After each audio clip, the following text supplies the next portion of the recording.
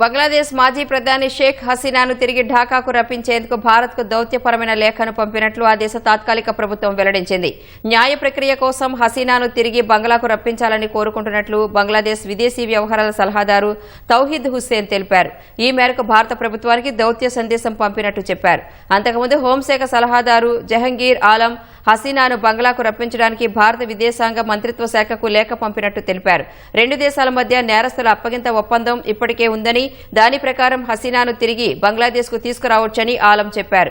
ఈ ఏడాది జూలై 15 నుంచి ఆగస్టు 5 వరకు బంగ్లాదేశ్లో జరిగిన మారణహోమం, హత్యలు, ఇతర నేరాల ఆరోపణలపై షేక్ హసీనా సహా ఆమె పార్టీ అవామీ లీగ్కు చెందిన అగ్ర నాయకులు 45 మందిపై ఇప్పటికే అరెస్టు వారెంట్ జారీ అయింది. తమ ఎదుట హాజరుపరచాలని ఆ దేశ ఇంటర్నేషనల్ క్రైమ్స్ ట్రిబ్యునల్ ఐసీటీ ఇప్పటికే ఆదేశించింది.